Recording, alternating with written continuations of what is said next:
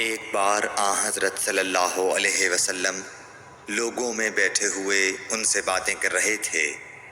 اتنے میں ایک دیہاتی آپ کے پاس آیا اور پوچھنے لگا کہ قیامت کب آئے گی۔ آپ صلی اللہ علیہ وسلم اپنی گفتگو میں مصروف رہے۔ بعض لوگ جو مجلس میں تھے کہنے لگے، آپ صلی اللہ علیہ وسلم نے دیہاتی کی بات سنی لیکن پسند نہیں کی، اور بعض کہنے لگے کہ نہیں بلکہ آپ نے اس کی بات سنی ہی نہیں۔ جب آپ اپنی باتیں پوری کر چکے تو میں سمجھتا ہوں کہ آپ صلی اللہ علیہ وسلم نے یوں فرمایا، وہ قیامت کے بارے میں پوچھنے والا کہاں گیا؟ اس دیہاتی نے کہا، حضور میں موجود ہوں۔ آپ نے فرمایا کہ جب امانت ایمانداری دنیا سے اٹھ جائے تو قیامت قائم ہونے کا انتظار کر۔ اس نے کہا، ایمانداری اٹھنے کا کیا مطلب ہے؟ آپ صلی اللہ علیہ وسلم نے فرمایا کہ جب حکومت کے کاروبار نالائق لوگوں کو سونپ دیے جائیں تو قیامت کا انتظار کر۔ صحیح بخاری حدیث نمبر 59۔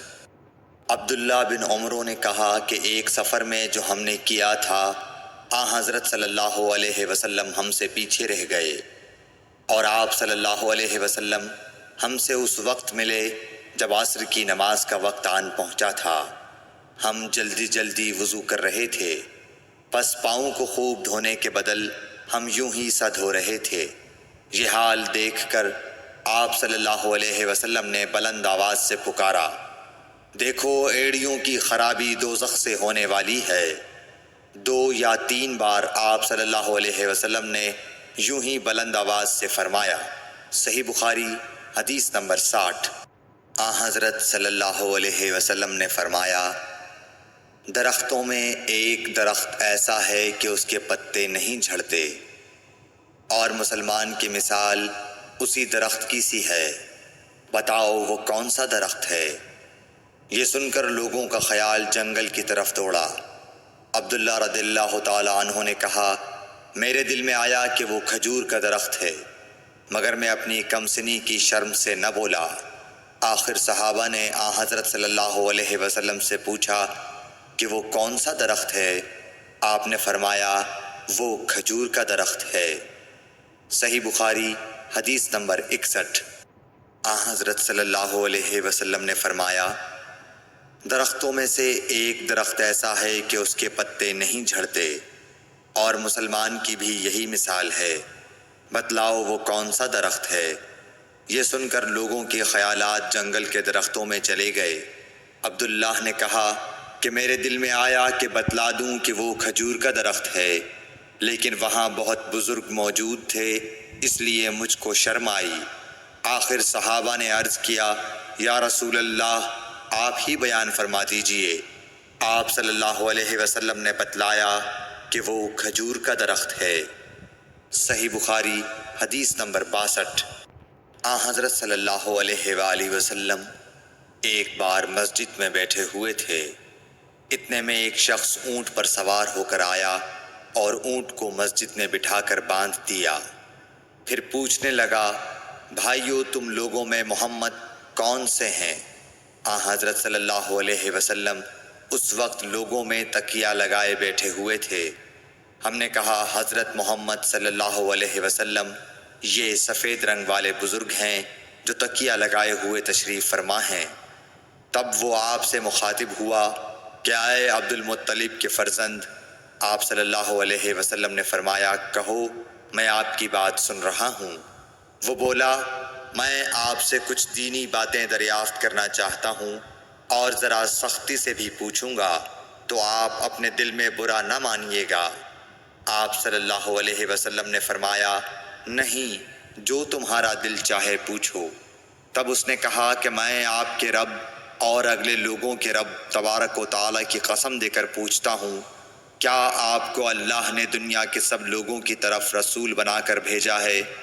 آپ صلی اللہ علیہ وسلم نے فرمایا، ہاں یا میرے اللہ۔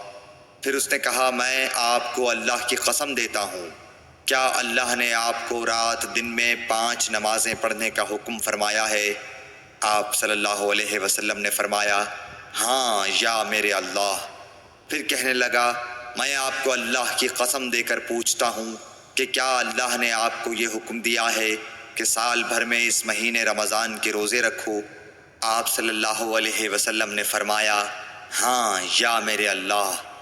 پھر کہنے لگا، میں آپ کو اللہ کی قسم دے کر پوچھتا ہوں کہ کیا اللہ نے آپ کو یہ حکم دیا ہے کہ آپ ہم میں سے جو مالدار لوگ ہیں ان سے زکوٰۃ وصول کر کے ہمارے محتاجوں میں بانٹ دیا کریں؟ حضرت صلی اللہ علیہ وسلم نے فرمایا، ہاں یا میرے اللہ۔ تب وہ شخص کہنے لگا، جو حکم آپ اللہ کے پاس سے لائے ہیں میں ان پر ایمان لایا، اور میں اپنی قوم کے لوگوں کا جو یہاں نہیں آئے ہیں بھیجا ہوا تحقیق حال کے لیے آیا ہوں۔ صحیح بخاری حدیث نمبر 63۔ رسول اللہ صلی اللہ علیہ وسلم نے ایک شخص کو اپنا ایک خط دے کر بھیجا اور اسے یہ حکم دیا کہ اسے حاکم بحرین کے پاس لے جائے۔ بحرین کے حاکم نے وہ خط کسریٰ شاہ ایران کے پاس بھیج دیا۔ جس وقت اس نے وہ خط پڑھا تو چاک کر ڈالا۔ راوی کہتے ہیں، اور میرا خیال ہے کہ ابن مسیب نے اس کے بعد مجھ سے کہا کہ اس واقعے کو سن کر رسول اللہ صلی اللہ علیہ وسلم نے اہل ایران کے لیے بد دعا کی کہ وہ بھی چاک شدہ خط کی طرح ٹکڑے ٹکڑے ہو جائیں۔ اللہ نے بہت جلد اپنے سچے رسول صلی اللہ علیہ وسلم کی دعا کا اثر ظاہر کر دیا۔ صحیح بخاری حدیث نمبر 64۔ رسول اللہ صلی اللہ علیہ